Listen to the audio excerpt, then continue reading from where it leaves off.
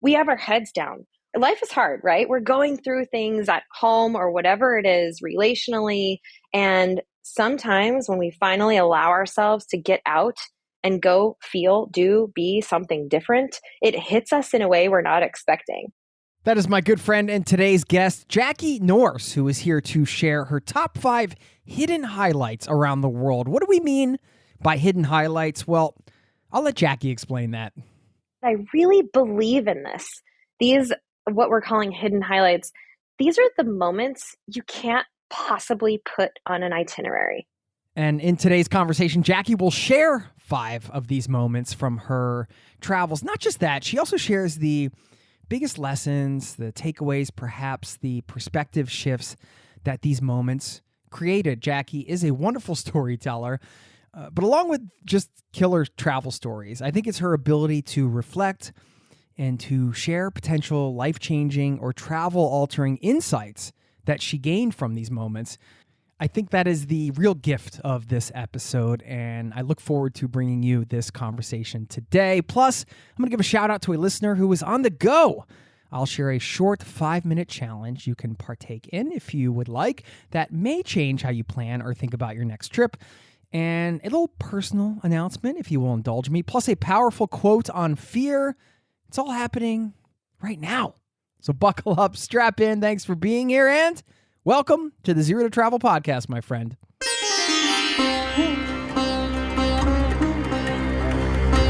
You're listening to the Zero to Travel podcast, where we explore exciting travel-based work, lifestyle, and business opportunities, helping you to achieve your wildest travel dreams. And now your host, world wanderer and travel junkie, Jason Moore. Hey, it's Jason with ZeroToTravel.com. Welcome to the show, my friend. Thanks for hanging out, letting me bring a little travel into your ears today. This is the show to help you travel the world on your terms, to fill your life with as much travel as you desire, no matter what your situation or experience. Welcome. Thank you for being here. Welcome to the community. If you're new, if you're back, thanks for continuing to come back as we ease our way into this episode. This was fun because it's not often, surprisingly, that I do almost a full episode of just travel stories in a way. Of course, as I mentioned at the top, there's a lot more coming out of this. Jackie has so much travel experience on her own and, of course, leading groups around the world. She's the founder and host of Jump, the podcast, if you want to check that out, with Traveling Jackie, and the founder of Jump Adventures, where she leads adventure trips for her audience. And anytime I talk to Jackie, she always gives me something to think about, some insight, some fresh perspectives. And it was really cool to be able to hear her reflect on these moments. First of all, I had no idea what moments she would share. I hadn't heard any of these stories before. And then her kind of take on them. So a lot coming out of this show. I hope you enjoyed as much as we enjoyed recording it for you.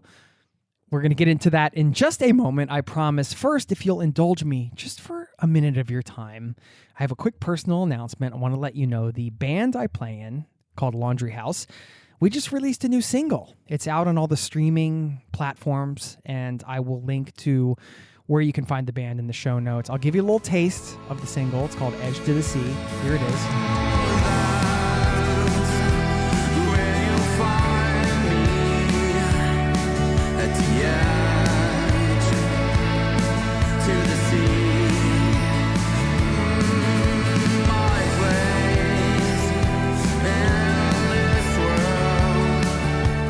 There you have it. You can check it out if you want. I put all the links to the band and the streaming platforms and whatnot in the show notes.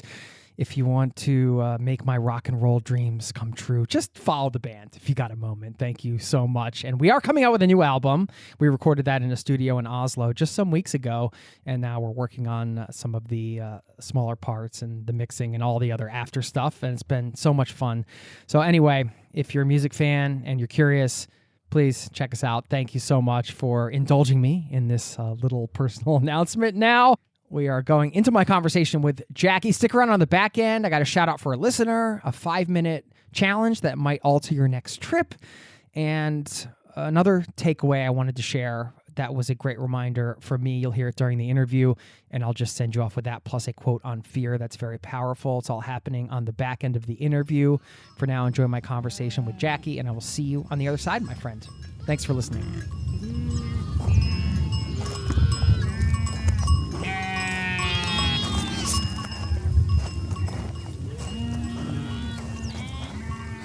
You were counting down with your fingers like we were on a Hollywood movie set. Well, it was showing me a 5, 4. I know. It I was know. like I getting love me it. ready. I love it. It's getting me in I the. It's feel like getting me I'm in the on a mode. Hollywood movie set. I feel like I need to be sitting in a high back director's chair with my name on it. Well, you look like it with the headphones and the That's true. microphone. You're super That's official. true. That's true. Meanwhile, here I am with my headphones. I'm excited to see you. It's been a little while. It's been a long time since we've actually recorded a podcast. So I should I say, know. Jackie Nourse, welcome to the Zero to Travel podcast, my friend. Welcome back. Thanks. It's been a long time. Yeah, It has it's been been a too while. long. Thanks for having me back. I agree. It's always a pleasure. I mean, Jackie and I, we have like our little phone calls and jam sessions throughout the year. We just don't We record do. them and publish We them. do. But we came up with a fun list today. I don't know what's on the list, so that's always fun. We're going to reveal Jackie's top 5 hidden highlights, and she'll explain what that means. If you go to jumpadventures.com, that's your tour company, which we should talk about that for a second, because it's fascinating to me, because one of your primary things, you were doing the blogging thing, and then you were doing your podcast, and then you turned it into this whole adventure travel company. Like, how did that happen? Yes. That's a great question. It all happened organically. I can tell you that much. Can you believe? So this is 2023. We're recording this in May. So guess what happened exactly 10 years ago is when I started my first like proper travel website. I say proper Congrats. because I was already, thanks. It can't believe it's been a decade already.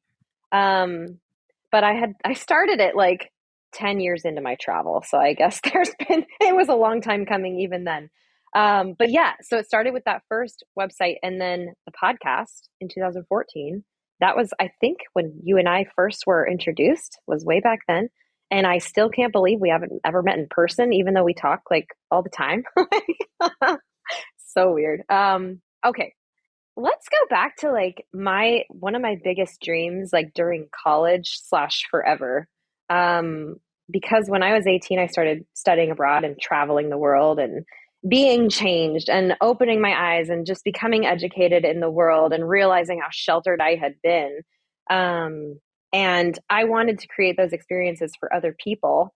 And so I actually tried to like take people on group trips way back in the day, but it turns out you need quite a big audience for, enough people to say yes to a group trip for that to happen. So it never really worked, but it was always kind of there, this dream of mine. And starting the blog and the podcast were the ways that I was able to connect with people, to help them go and experience the things that I was so grateful to have experienced and, continue to pursue for myself as I traveled. But the very cool byproduct of having a podcast and a blog that took off is that I suddenly had this audience that was like actually paying attention and interested in what I was doing. And I thought, hey, maybe I can actually try and do this group thing again. And I did. And in 2016, I led my first group trip to Patagonia. And so that was like the organic flow of things, I guess you could say, that led to me actually leading my first trip. And that went so well that I decided to keep it going. And so the only years we've missed were the COVID years. Otherwise, I've been taking group trips out of the country a few times a year, at least, since 2016. So yeah, in fact, I am right now sitting at the Dead Sea in Jordan. I'm looking at the Dead Sea right now. It is in front of me. I was in its saltiness the other day and smearing mud all over myself, with my group that I just led here. And we have 2 groups going right now. One just ended, and the second one just overlapped mine by a few days, and they arrived to the Dead Sea tonight. So I can't wait to see them. So yeah, it's like happening. I'm doing the thing, and it feels so good. It's amazing. You're on it. You're on it right now. I mean, well, on the surface, it could be like, well, Jackie's living the glamorous life of the small group tour operator. She's gallivanting in Jordan and rubbing mud all over herself in the Dead Sea. The reality of it's a little bit tougher, right? I mean, you're running a business and first of all, it's cool for me to hear that you tried to do this group thing way back in the day, because that shows just how passionate you were. Like, it sounds like you were just connected to that idea of sharing an experience with people even early on. How has it been to actually navigate the business side of that? Because there's like the sort of Yeah. the soul fulfilling side of, but you have to get to the point where you can actually get people on a trip to have that experience. Yeah, that's not always easy. It's funny because I actually stumbled upon a journal entry that I've written forever. Like I'm a writer, and I was reading through my journals recently, and I came across one from college that said, maybe someday I can take people on adventure trips like this. I can take them to other countries. And I listed all these things. I was like, I can bring the people, like, I can be the guide, I can be the interpreter, I can even be the photographer and like give everybody a CD. This is literally, I give everybody a CD of the pictures at the end, because this is how long ago it was, right? Back when like CDs, what the heck are those? I had all these grand ideas of all these things I was going to do. And it is kind of ironic now, because I look at that and I can't help but laugh, because it's like every one of those things that I listed is a full-time job. And so like, I can't, yeah. So it has been, I mean, it's been two things. It's been very hard and the most rewarding thing I've ever done. And so, yeah, but what I'm really grateful for, because none of it could happen without it's the people, the people who are actually trusting me. And those first six people that I took with me to Patagonia that said, I believe in you, I trust you with my money, like, I'm going to let you take me very, very far away to the end of the world, on an adventure. And so ever since those first six people said yes, it's like, okay, I can actually do this. And I've been navigating what I need help with, and what other people can do for me, and then what kind of magic happens when we actually get there, which really is not on me at all. It just kind of happens when, like, up to a certain point, all the paperwork, all the flights, everything is already done, like the itinerary is set, and then we show up. And that is where the magic really happens. And that's also where I get to kind of let go, because that's not up to any of us to decide, like, we kind of just show up ready for the adventure and let it unfold in front of us. And it has been, like I said, the most rewarding thing. And I know you're hearing it from me. I wish that I had some of my group members here today so you could hear it from them, because it's seriously like life-changing things happen on these trips. People are digging deep inside themselves to make it up that mountain, or I mean, they're not easy trips. These are adventure trips, and so people are really giving it all that they have to make it, like, to accomplish something together, and we're bonding over these experiences. And it's neat for me, because I've been doing it by myself for so long, and now I get to share it with other people, and it's just such a dream come true. It's in those moments when people dig deep and they accomplish something maybe they didn't think that they were able to accomplish.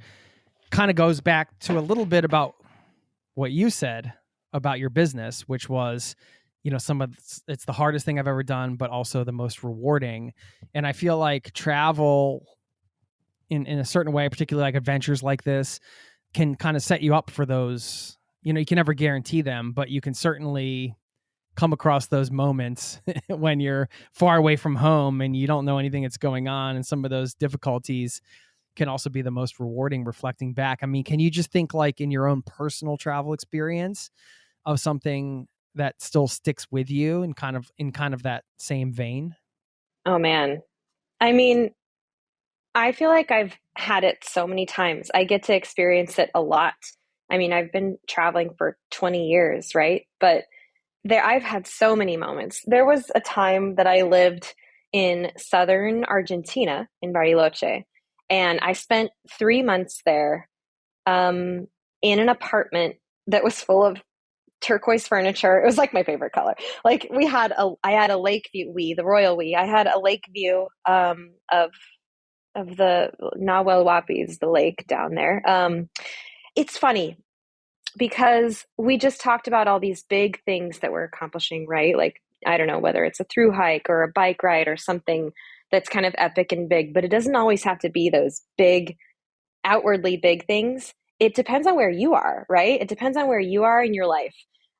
Because I can remember the feeling of the sun on my skin when I was in southern Argentina because I just had been through a big thing in my own personal life and I was starting to feel again, like literally.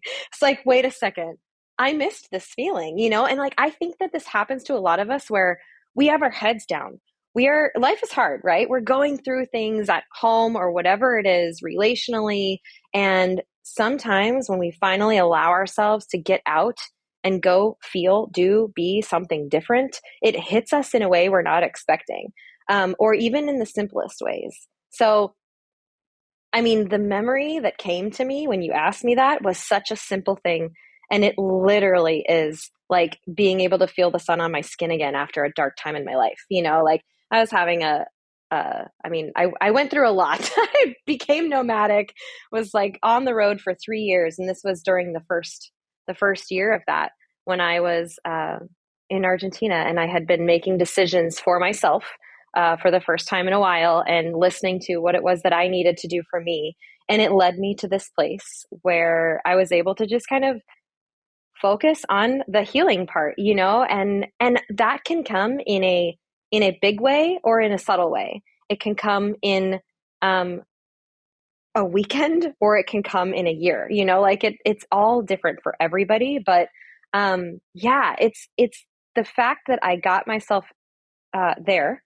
I said yes to this adventure, and what was happening in my world began to change, and I began to feel it, and I was open to it, and I could start to become unnumb to what had been experiencing. I just went really deep with that, but I actually think that happens to people within even like 3 to 7 days to 12 days time. Like I can see it happen to people on my own trips too. Like you just don't know where people are. You just don't know what type of adventure is going to be exactly the thing that they needed to say yes to at that time in their life. And the magnitude of the things that we accomplish together. Like for example, on my trips, like we just did last month, I was in Patagonia leading the O Trek. So in Torres del Paine, there's Torres del Paine National Park in Chile is like a famous national park. You may be picturing the towers right now. Like a lot of people have seen it. There are a couple of popular hikes that go through there. One is called the W and one is called the O. And it's just because of the way that they look on the map. The O is like the big circle. And we just did this huge circle. It was like 90 miles of hiking. And that is exactly the type of experience that you need to train for. You got to dig deep for. You're getting rain blowing in your face. We got snow on the pass. But guess what? The sun will come out and it'll warm your skin and you'll be able to see the glacier and see for miles. And it's like nothing can ever prepare you for these moments that happen while you're out there. Like the only thing you can do is say yes to showing up and seeing what's there for you, watching this adventure unfold and being a part of it. And that can happen in so many ways. I love it. That's so awesome. I love that you were able to, the gut reaction moment that came to you was just this moment of the sun warming your skin, but everything that led up to that, Yeah. to this one small moment, that's beautiful. Thanks. I really appreciate you sharing all that. You're giving me some things to think about here, Jackie. Right? I love that. What have you learned about yourself for bringing others on trips? If I'm going to be very honest with you, I think that I have learned that I shouldn't say this because that's not very explanatory, but facilitating these experiences for other people is right now what I'm meant to be doing. This is what I've learned about myself because I went and found it, and that's my story, right? I did it for me, and anyone can do that for themselves. However, it put me into a position where I am able to create those. I'm able to set the stage. I'm able to build the stage and then invite people to come step onto it and write their own story. And that is my purpose right now. And I have learned that. I say right now because I'm allowing that to change if anything changes for me in my life. I'm not going to say like, this is forever what I'm supposed to be doing. But right now, I absolutely feel like this is what I'm doing here. Like I am not pursuing a life at home with a family. I'm not doing that. It's really important for some people, but I think that my purpose, my calling, is to create this sort of stage to invite other people to step out uh, and I guess live bigger, do something big, what they think that they can't do, or something that they find hard and challenging. One of the things I hear on my trips a lot is I've learned that I can do hard things. And that is like, I would love for everyone to be able to say that. And being able to create an environment where someone can come participate and end up feeling like that is so valuable to me. Like that's what I have learned about myself is like I need to keep doing this because this is worth it. This means something. This is big. It's way bigger than me. I just facilitate. Like it's all about you, but like this is my role. And so it's that's again pretty deep, but like that's what I have learned about myself is like this is what I am meant to be doing for now at least, like this is good work. Yeah, and what a gift to be able to know that and to be able to be around that and be actually doing it, and not just thinking about, oh, this is something I'd like to do unto me. You're out there doing it and making a difference. Well, it's interesting you said the I can do hard things because I just read this parenting book, and that's one of the mantras they're saying to the kids is like, you can say to them, oh, look at you, you're doing this. You can do hard things. You can do hard things. So I've started saying that to my own kids, and you're talking about adults saying the same thing. I just am drawing this parallel because it's always a reminder, like we are, although we have these adult bodies, in many ways, we still have like this inner child, and we're still have struggles, and we're still always learning. And this idea of I can encourage my 4-year-old to say, you can do hard things. And it could be the same with a 40-year-old, right? Yes. It's good to remind ourselves, yeah, we can do hard things. I mean, we have to do that for ourselves. It's important, Hmm. things are scary. Like, even just like business stuff, you start new things, you're like, well, I don't know if this is going to work, or, is this coming across right? Or, it's just, you can always question yourself, but I think it's a good mantra. I can do hard things. I mean, maybe that's a mantra coming out of this show we can all carry with us. Yeah. And we can try at least, I mean, we'll never know unless we try. There's a lot of things that don't end up working, but we would never know unless we try. What if it does work? So, Exactly. Yeah. Let's talk about this list. This idea of hidden highlights was one of your favorite things. And we're calling this top 5 hidden highlights. And I should just remind you, Jackie was, nomadic, and then she'd travel around for many, many years on her own. And now she's been traveling for many, many years, taking groups around the world. So, this is a very experienced traveler coming at us with this list. But I'm curious to hear, well, first of all, we're going to count this down from 5 to 1. We know this is subjective, but in your head, this is going to be like your number one is going to be your true number one. But take it with a grain of salt. This list could change tomorrow, but these are fun, and I like to share them. What I'm really curious about is what you mean by hidden highlights, because we kind of touched on it a little bit before we recorded. But I was like, don't tell me too much, because I yeah. want you to be able to. I want you to frame this up, and so we can understand kind of the spirit behind the list. Let's say. Hmm. Yeah, and I really hope I do this justice because this is really important. Like I said, I really believe in this. These what we're calling hidden highlights. These are the moments you can't possibly put on an itinerary. So, for example, I'm not going to give you an example of a moment. I'm just going to say when I write my itinerary for Jordan and we're hiking the Jordan Trail to Petra, when you think of Petra, you're going to think of the treasury where Indiana Jones went in and found the Holy Grail. Like that's what you're going to think of. That's what everybody thinks of. Of course, that's going to be like, whoa, the big iconic moment, right? That's what people are signing up for. They want to go and be where Indiana Jones was. Like, and I don't blame them because I'm right there with them, right? Exactly. You're raising your hand.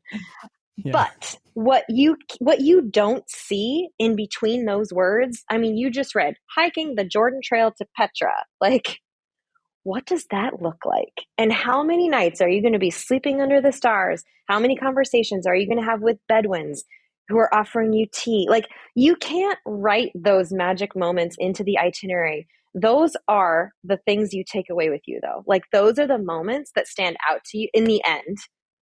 These are the moments that stand out more than the treasury itself. I mean, we, at the end of my trips, we always, well, generally as we go along, we do this conversation called rosebud thorn.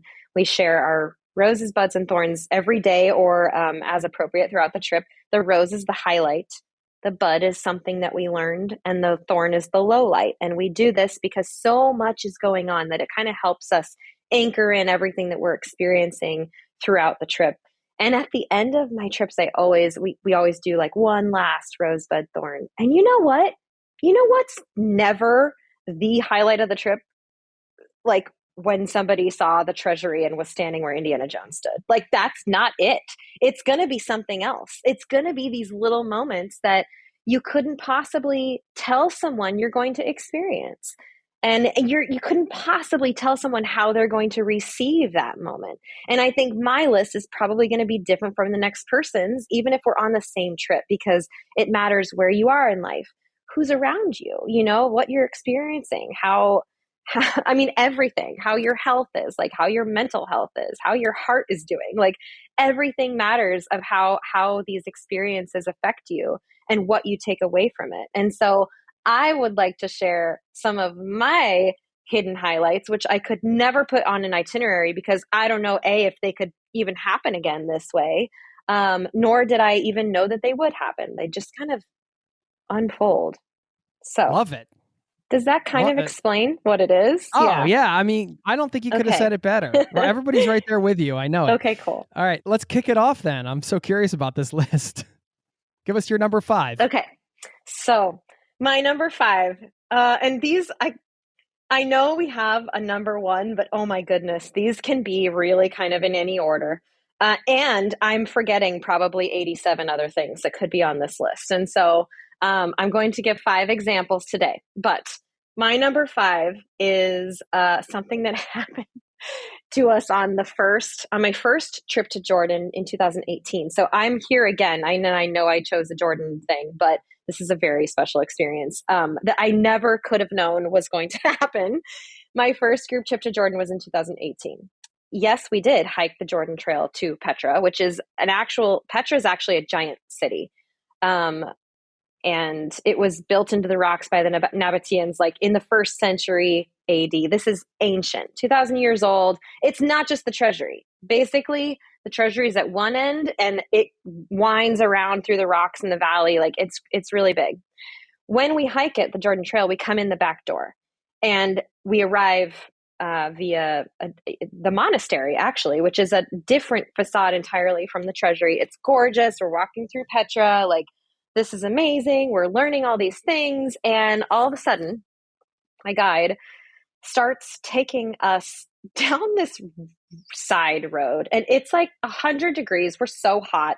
We're like, where are we going? We're getting further away from the ruins. Like, we just don't know what's going on.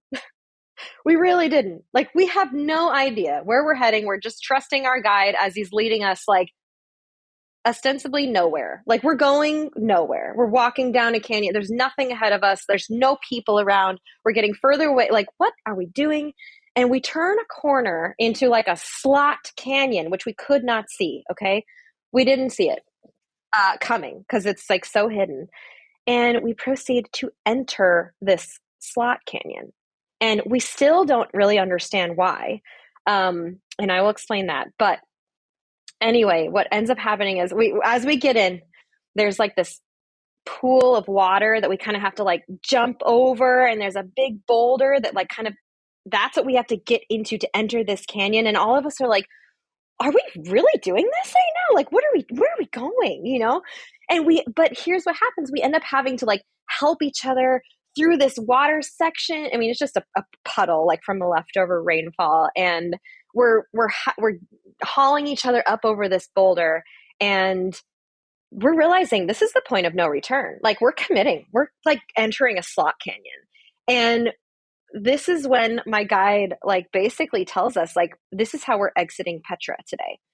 And there's a reason for that, which I'll tell you at the end. But so we go through this slot canyon. If you know what a slot canyon is, like picture Utah, like you've probably seen pictures of like really narrow canyons where there's just cliffs on either side of you that are really high.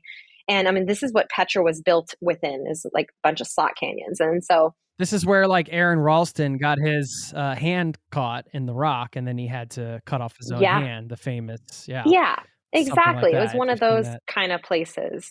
Um, And so, and we loved it. We called it the Indiana Jones hike. And one of the guys busted out his phone and played the dun, dun, dun, dun, dun, dun, dun, played the Indiana Jones theme song. And before we know it, we are obsessed with all of the scrambling and climbing, and like it's getting narrower, it gets open. There's a boulder above us that we have to climb underneath. Like it was so much fun. It was like parkour, like in a slot canyon.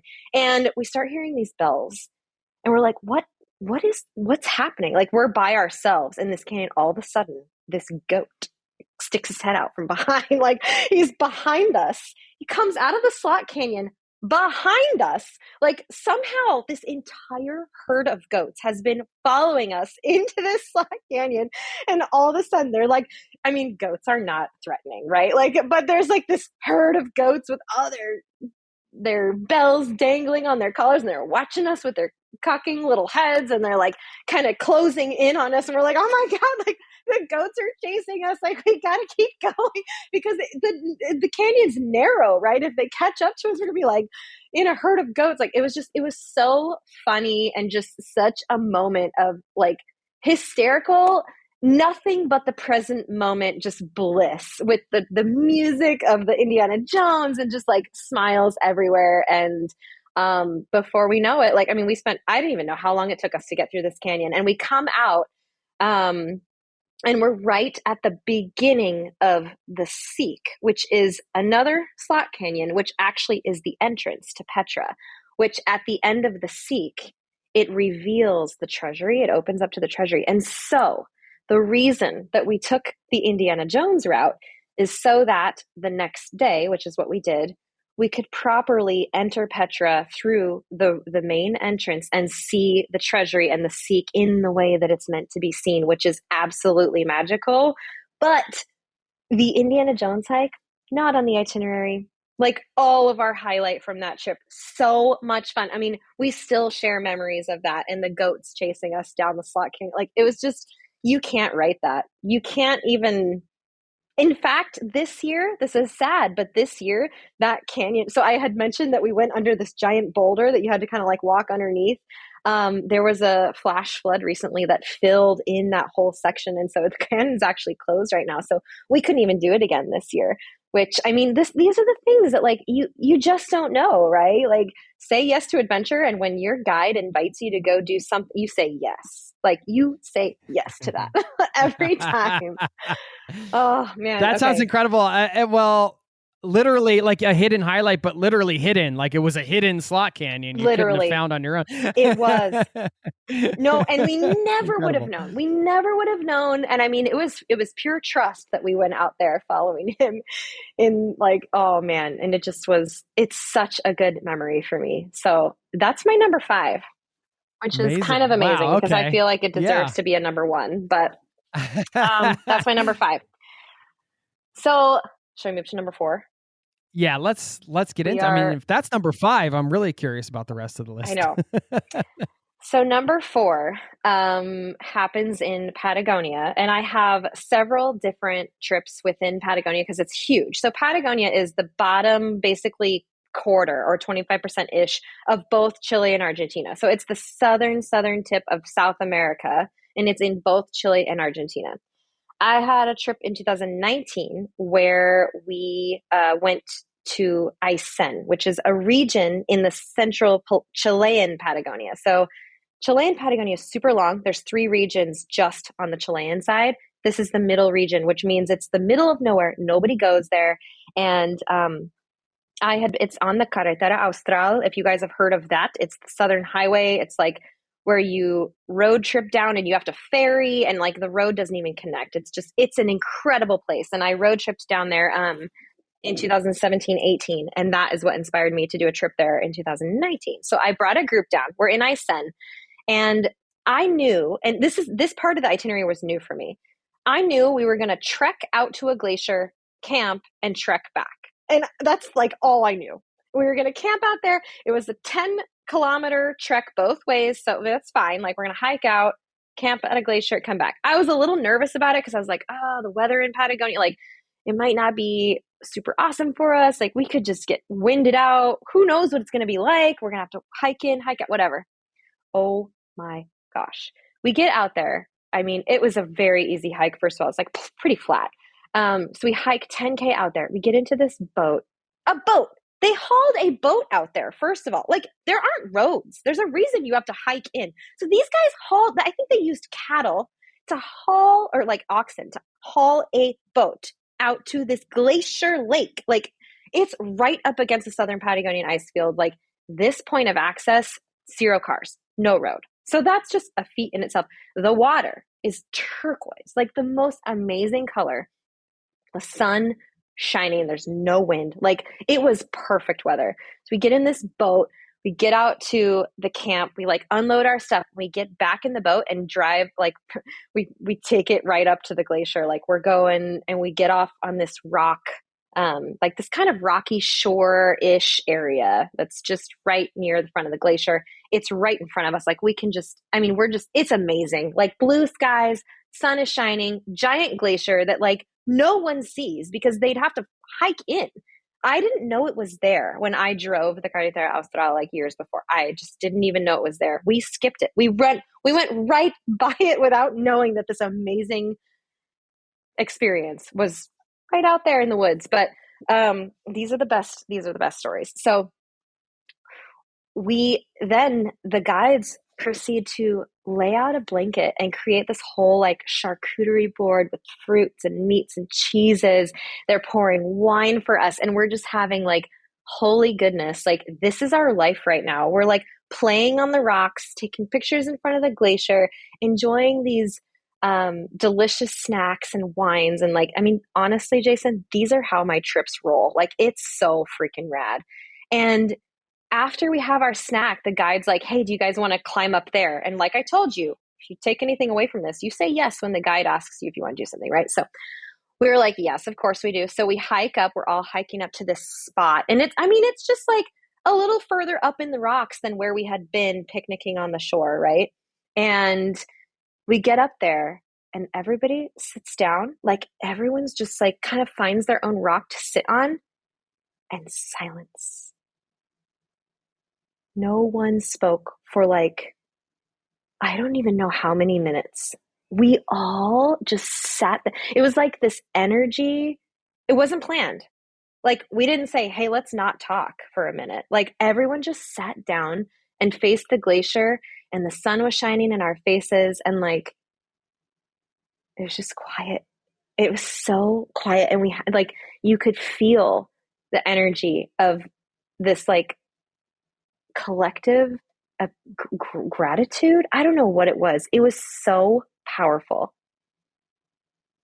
It was so powerful. It must have lasted, I don't know, like 5 or 10 minutes. Like, it was actually kind of long.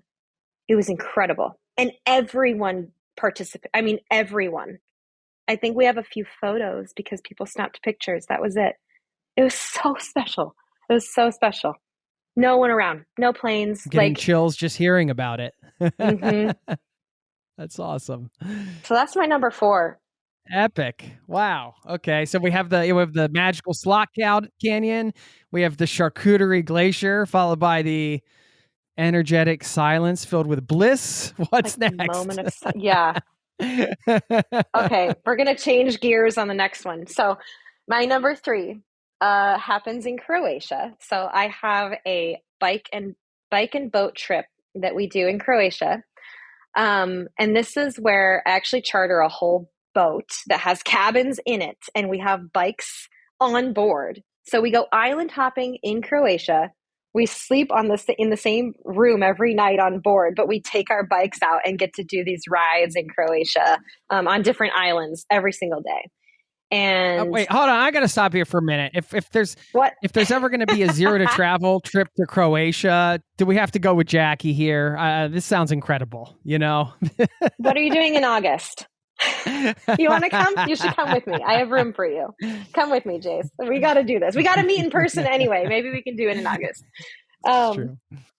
So we're on the boat, and if you've ever been to Croatia, actually, I don't know if they do this everywhere, but this is let's see, this happened in 2021.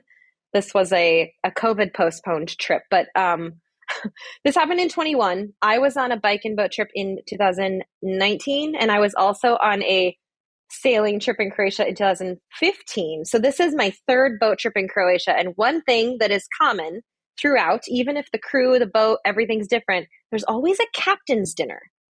So have you ever done this? I don't know if that's like a thing. Like, honestly, I've only ever done boat trips in Croatia. So, but there's always a captain's dinner. And what captain's dinner mean is that the captain actually cooks the meal. So on the boat, there's a crew. The captain is usually, sometimes he's the owner, sometimes he's not, but the crew is all like employed by the owner of the boat. So they stay with the boat no matter what. And they usually contract out to this company that then brings bike tour guides and bikes. And then like I work with all of them to create a big, awesome thing, right? So the crew is responsible for feeding you and like making sure your linens are good and just like keeping the boat moving and in good shape and stuff all week. And so while we go play with the bike tour guides and all of that. So the captain's dinner is where the captain actually makes the meal. And he's not usually the chef. He's the captain of the boat, right? And so there's a different chef on board. But for this night, he cooks, or if he wants to, I suppose maybe he doesn't have to, but it's a night that kind of celebrates the captain and like the boat and the crew, you know, it's like almost, it's one of those things that makes you just feel really close to these new people, even if you don't speak their language, like you're just making friends with the crew anyway. And so captain's dinner is always a really fun night, and it generally includes dancing. So we're on our boat in October of 2021 in Croatia. And the captain makes this awesome like meat spread. It was like sausages and like all these different kinds of meats and like potatoes, which I just kind of thought was adorable. That's what he decided to make. And after we eat dinner and we eat everything, like this music comes on. It was like something from the 70s. I almost want to say, what was it? No, it was like a Frank Sinatra. It was a waltz. Okay. Forget all of what I just said. Like a big band, like a big band kind of situation. Yeah. So like, cause I remember the captain came out, and I mean, he didn't speak English. So our guides were always interpreting for him, but they said, we need a volunteer, somebody to dance with the captain for a waltz, for the first like waltz. And so everybody's sitting there thinking like, wow, this is going to be like a formal dance. Like we're going to be like waltzing on the boat in Croatia. Right. And so somebody, volunteers. So we actually had 2 weeks of this. So I'm thinking about both of the women that like volunteered to dance with the captain at this moment. Shout out to Ashley, because they were both the ones that said yes to this. So they get up and dance this beautiful waltz with the captain. And this is on the first week. So none of us really knew what was coming. All of a sudden, at the end of the waltz, when everybody's like, oh gosh, like I'm not up on my ballroom dancing. Like, what are we going to do? Like, this is going to be really interesting, you know? The lights go down. Party disco lights come on, like blue flashing, like boom, boom, like, and music. And we're like, oh man, like and like they threw on, I think it was like Dancing Queen or something totally cliche. But it was just like the change of energy from like this formal waltz with the lights on and like everything to just like, boom, we're here to party. Like, we're going to dance tonight. And like, everybody's like throwing chairs and getting up and dancing. Like, it was so much. We didn't even know these lights existed on this boat. Like, where did this even come from? All of a sudden, there's like laser lights and disco balls. Like, we've been on this boat all week and never knew this was there. Oh my gosh. It was so That's good. Hilarious. Hidden disco balls. Exactly. Hidden disco balls, right? Oh, hidden. It's Yeah. as if you went from the top deck of the Titanic, where they had, the fancy schmancy, boring posh party, to the below deck where everybody's like jigging and having a good time, Yes. and That's that's such a good, hilarious. yeah. No, that totally is. Like, You went from formal to Euro disco in like yeah. Mm-hmm. 12 seconds. That's awesome. That Mm-hmm. sounds amazing. And that night at like 2:30 in the morning, we're like singing Croatian songs together, like putting our, it was so amazing. We made our neighbors really mad that night. But you know what? It happens. Whatever. It's captain's Yes, dinner. yes. So yeah, but that's not on the itinerary. I mean, that stuff you No. just don't know. Like that was so much fun. Oh, so good. What happens at captain's dinner stays at captain's dinner, Right? right? The rest of it we won't talk about. Oh, okay. Are we All ready for right, we number got two? two more. Yeah. Okay. Number two actually just happened this week. It was very special. And so I'm in Jordan, as you remember, as we're traveling the world with these stories. But one of the places we go on this Jordan trip is in the south, very south of Jordan. There's a big valley called Wadi Rum. And you guys might know it without realizing it because it's where a lot of Hollywood films Mars. That's where they go like on for location to film Mars. So for example, The Martian, Matt Damon, that was there. I haven't seen the movies that are, but there's a bunch of stuff that they filmed, including if you've seen Rogue One from Star Wars. Okay, I've seen this one. Jeddah, that's a planet in that movie. That's filmed there. So it's like otherworldly. It is very otherworldly. Um, Wadi means valley, and Rum comes from a word that means heights. So it's like Valley of the Heights because like the highest peaks in Jordan are in Wadi Rum, but you wouldn't think of that when you think of like a desert valley. But these rocks come out of the floor and just like it's amazing. It's really, really, really crazy to see and explore. And I mean, we do like Jeep tours and go, I mean, yeah, we get to play around on Mars for a while. And we just did this a few days ago. And there was this moment. So we stayed in domes. They're called Martian domes. They're like, it's like glamping domes, geodesic domes with beds and showers and everything inside. And at our camp, they had a bunch of camels. And one of the things they love to do is just send their guests, it's not far, but they send their guests on the camels just to a nearby spot that's in a better vantage point to watch the sunset. And so we all got on camels and we only walked for, it was like 15 minutes. It was, camels are actually quite uncomfortable. And so I was really grateful that it was a pretty short little walk over to this sunset spot. So it's like, we're just going to watch the sunset. We're going to come back and have dinner. Like, no big deal. Like, this is going to be really cool. Like, we're going to watch the sunset over Mars. And we get over there and all of us, like our whole group, is just kind of chilling in the sand. Like the camels are nearby. We're just kind of chatting as the sun's going down. And one of the girls who's sitting down in the sand just draws in the sand. She just draws Jordan 2023.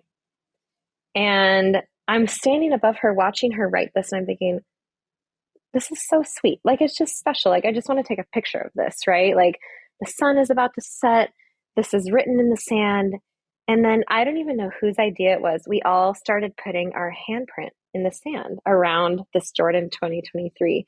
Like, it was so neat because everyone participated. Like, there were 14 of us. There were 14 handprints in the sand all around this Jordan 23. And I mean, the sun, we've got like minutes as the sun is like about to disappear, right? And I have my GoPro and I'm like, guys, let's get this picture. Like, we can do this. Like, we've got time. And we all just like sit down around this thing that we all just like created together. And I throw the GoPro up and we're taking pictures. And like the sun starts to set and we all like are trying to get these images that like these pictures came out so good. Like two of the girls sat in front of this picture, this Jordan 23 with all these handprints. They sat facing the sunset and they did that little hand heart. They put their hands together. They're best friends and they put their hands together for this heart over the sunset. And it's like maybe my favorite picture from the entire trip. And it all happened like so fast and so organically because one girl just decided to draw this in the sand and then everybody started putting their hands down.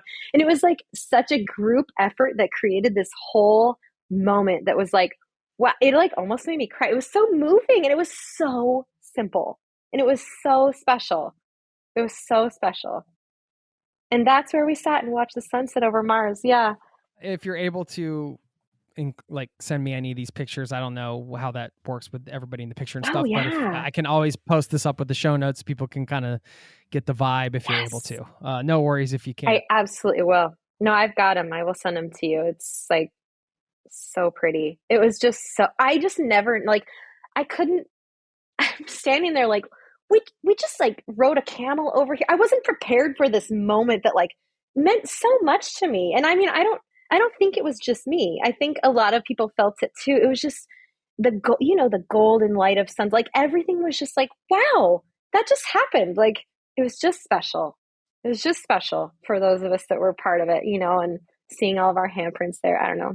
Like we left our little handprint in the sand in Jordan. It was just special. So Oh, incredible. I mean, it must be nice to kind of, as we lead up to the number one, it's nice to just sometimes take a little time just to remember these moments, right? Like we're doing, you've been generous enough to kind of put together this list and share this with us.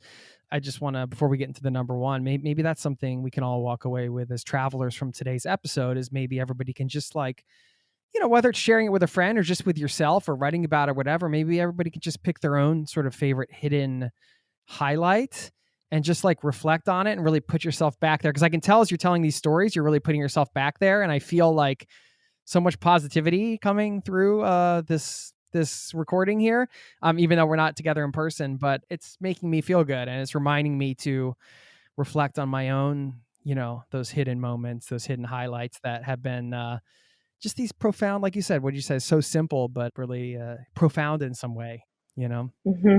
Just Yeah. moving. Yeah. I'm beaming right now. Like this is lighting me up just to tell these stories and remember these things because there's another element to this. And it's that, yeah, like I've spent a lot of time alone on my travels and every single one of these things couldn't possibly happen without the group there. Like they all had to do with everyone. And that's so special to me too. Cause there's a collective energy when people come together. And so, yeah. Yeah, absolutely. Absolutely. All right. Well, that sounds So this epic. is where we break for a commercial before number one. I'm just kidding. We'll be right back. The drum roll. We'll be right back. Yeah. Let's Shall we hear go it. for it? I mean, Okay. yes. Okay. How do I start this one? It's so special. This happens in Patagonia as well. And this is in the very south of Patagonia. So, where I was mentioning Torres del Paine National Park with the W and the O trek, this is on that route. And that trip specifically, that area is very special to me because it was my first group trip ever. And it was the place before I brought a group there that I decided I'm going to try this again, this group thing again. I'm going to bring a group here, and that was where I had my first successful Jump Adventures trip. So this region just means a lot to me for a lot of different reasons. But this happened last month. Wait, hold on. Where are we? This is May, April. Okay. A few months ago. This was in February. No, this was in March of this year, 2023. So it was like 6 weeks ago. I can't believe I was doing this 6 weeks ago. But yeah, so this trip this year was the O Trek, which is the 90-mile, like the big one. We're going all the way around, hiking all the way around the Paine Massif, which is like a tiny little mountain range off of the Andes in the very south of Chilean Patagonia.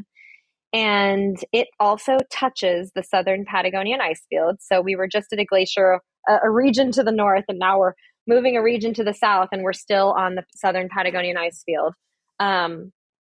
And Glacier Gray is the big glacier that you see when you hike in Torres del Paine National Park. A lot of people listening are probably going to be familiar with Glacier Gray because if you've been there, that's the one that you see. This is the one that you can go trekking on it. You can go kayaking around it. You can take a boat up to it. Like And when you're on the O, you hike all the way around the backside of the mountains, and you come over this pass, which is the highest point on the trail, and in front of you is 42 kilometers of glacier gray. Like, it stretches just from left to right. Like, you can see the whole thing from above. It is absolutely amazing.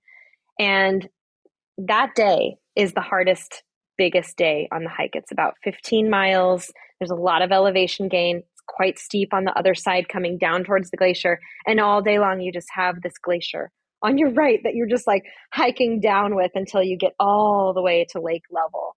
And so you're hiking with it so much. Like, there's so much build up to this glacier. Like, it becomes part of the whole story. Like, it becomes a really important element of this trek. And the next day on our itinerary, we have what we call a rest day. And I'm doing that in quotes because that's the day that we actually decide to hike on the glacier.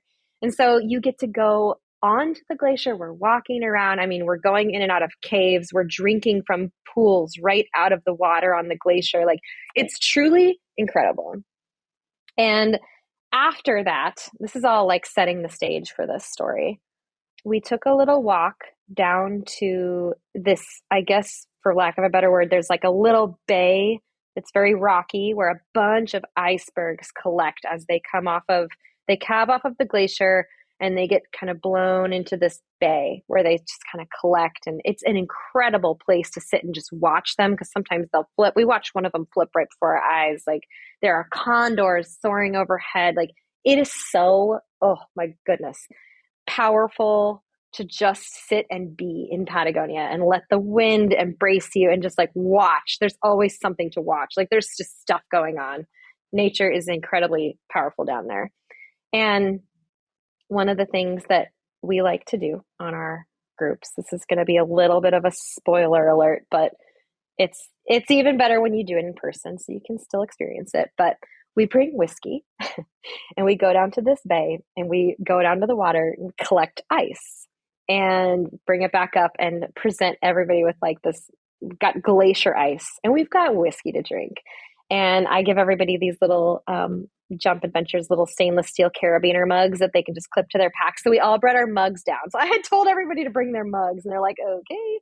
And we're down at this bay and we start breaking up the ice and, pouring everybody some whiskey. And we just cheers whiskey over glacier ice down at the water in front of Glacier Gray with like condors soaring overhead. And it's truly, I mean, there were 3 this time that we were watching just circling over us, and the sun is shining. We got so lucky with the weather. Like, we're just having this incredible moment, right?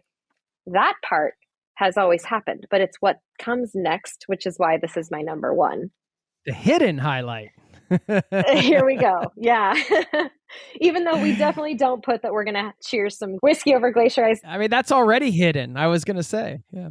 Yeah, that's already hidden. But we did something this time that I've never done before. And this was also quite organic. We had a pile of glacier ice kind of sitting on the rocks in front of us, like just a little bit that we hadn't used, right? And we started picking it up, and we decided collectively, like, some people had already kind of started wandering back to the refugio, like totally fine. We're kind of at free time at this point, And for the rest of us that were there, we decided we're going to throw this ice over our shoulders back into the water, kind of like when you throw a coin into the Trevi Fountain in Rome. Like, you're supposed to turn your back to the water, and you're supposed to maybe you make a wish and you throw the coin, and that means that you're going to come back to Rome. In case you didn't know that, I have done it every time, and it works. So we're at, on top of the rocks. We've got quite a bit of we're above the water a ways, so we've got quite a bit of space between us and the water. So we got to chuck these things really hard, right? So we actually took a video. We have a video of all of us counting down and throwing our glacier ice really hard back over our shoulders back into the water, and we all made a wish. And I mean, it was hilarious and very special. I mean, it was hilarious because the wind was blowing, and like One of the glacier ices almost came and hit someone in the head because the wind was blowing so hard. But some of them made it into the water, and all of us were just like, I mean, you could feel the happiness, like you could feel the energy and just like the excitement. We really took a moment to come up with our wishes before we threw this, and we did it all together as a group, and it was so special. It was like so powerful to have this moment where we're like, I don't know, just after climbing on the glacier and seeing it for days and just like getting to drink straight from it and like, okay, let's put this piece back. Like, let's come back here again someday. Like, let's make a wish with this. Like, let's just make this our moment. It was really nice. You're not going to reveal your wish to us, are you? I'm not going to, but you know me, it was deep. I guess you still remember it. So that's good. Has it come true? I do. It's coming true. Yeah. And it's going to continue to come true. Yeah. All right.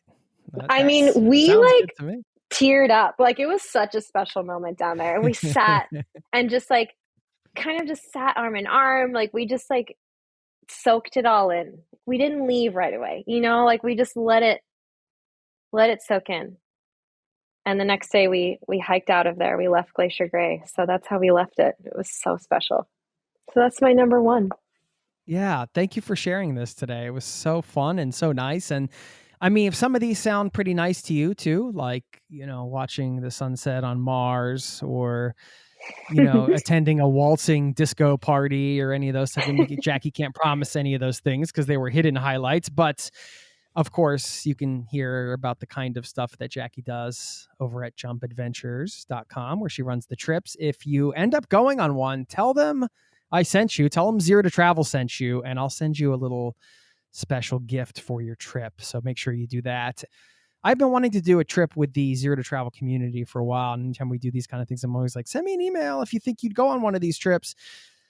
I mean, maybe we could organize something down the road. I don't know. We could see. I'm still trying to get you to Norway. I feel like we were very close, but now I'm going to be out of town when you could have maybe potentially bet. So anyway, whatever the moment comes, it's going to be one in my hidden highlights when I actually get to high five you in person. Yes. I can't wait for that day. I know. Who knows where it'll be? Maybe it'll be over a whiskey glacier with a glacier on the rocks, I guess. Or is it? Yeah, I don't know. Anyway, the glacier is the rocks, I guess. On the real rocks. Yeah, glacier on the rocks. Whiskey on the glacier. Yeah. Whiskey on the glacier rocks, something like that. All right. Well, one the other thing I wanted to mention is it's cool to think about the interplay between, you mentioned all of this things, of course, not being able to happen without the group dynamic and sort of the group energy and stuff like that. But it's also the environment. So the interplay between sort of a group and the environment and how, it just comes back to that collective type of mentality where like everything is sort of intertwined and, these things can't happen without the other. That's just interesting. Mm-hmm. It is cool. It's like an intersection of everyone's on their own paths, but there are these really powerful moments where all of those paths intersect in the same silence or sunset or whiskey cheers or whatever it is, like that's really powerful. Yeah. And there are always, I can't guarantee those exact ones. I will guarantee hidden highlights though. They are my favorite parts of my trips because they always happen and I'm always so excited to see what they are. And I mean, it's like those moments where you're realizing you're having a moment in the moment that it's happening. It's like, whoa, this is so cool. Like, oh, I love this. And then when you ask me later, what was your first favorite part of the trip? I'm like, well, you know what? There was this day that we went down to the water, we shared a whiskey and we had a wish, like, and you're like not going to be expecting that to be the story I'm telling you, right? Like, it's just, but those are the moments. Yeah. Those are the things that we take away. Those are the things we take away. That's what makes it so special. Jumpadventures.com. We'll link to it all in the show notes. Anything else you want to share here? Or is that, I don't know. Thank you for listening. Thanks for joining us on this ride. And yeah, I'm excited to be able to make more of these very cool memories with more people every time we go. So maybe that'll be you guys. Be awesome. Yeah. Maybe that'll be you, Jason. You got to come. We got to figure this out. We got to figure it out. We'll figure it out right now Yeah. offline. All right. Well, I'll let you go. Thank you so Okay. That much. sounds good. Look forward Okay. to having you back Thank on you. in the near future. Yeah, I can't wait. Thank you. All right. Take care.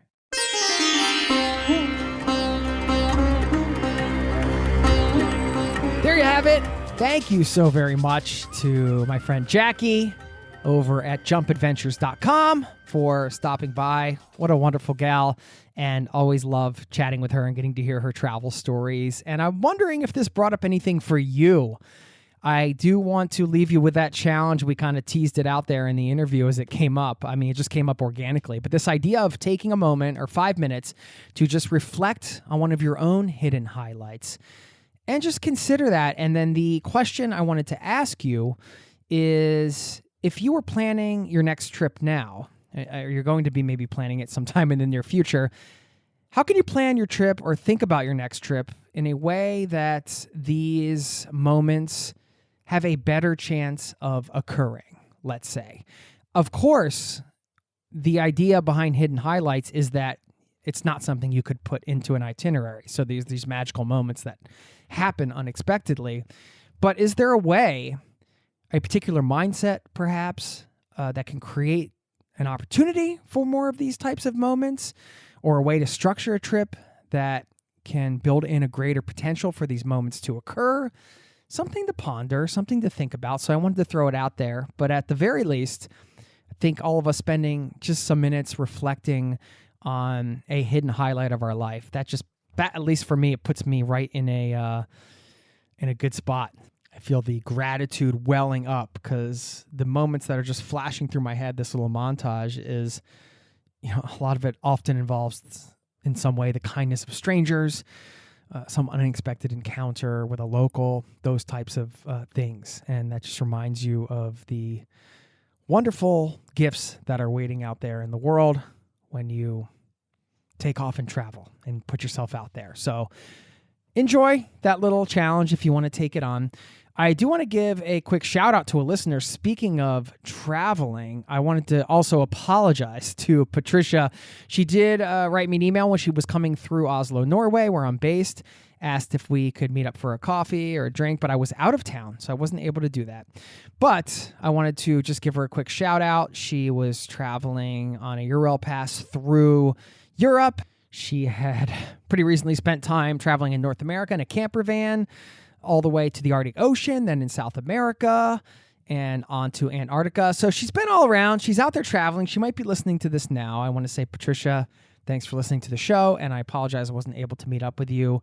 But I always will keep encouraging everybody. Leave a message. I got a voicemail box, link in all the show notes, or drop me a line, or let me know if you come through town. It's always a pleasure to try to meet up with other people in this community if I'm able to. Sorry I wasn't able to make that happen this time, but thank you so much for listening. And thank you, my friend, for spending your time here with me today. One reminder, we can do hard things. That was another thing that came up during the interview, something I mentioned I read in a children's book, and something that I think is another great reminder coming out of this to remind ourselves we can do hard things. Sometimes it's easy to get overwhelmed and think we aren't able to do certain things. And I just love that mantra, we can do hard things. So, all these things, as I mentioned time and time again, when I share these things on the show, one big part of this podcast is that it just helps me stay in the right mindset. So when I'm saying these things, I hope it doesn't sound like preaching. It's really me reminding myself and just sharing with you what I'm reminding myself of after coming out of these conversations.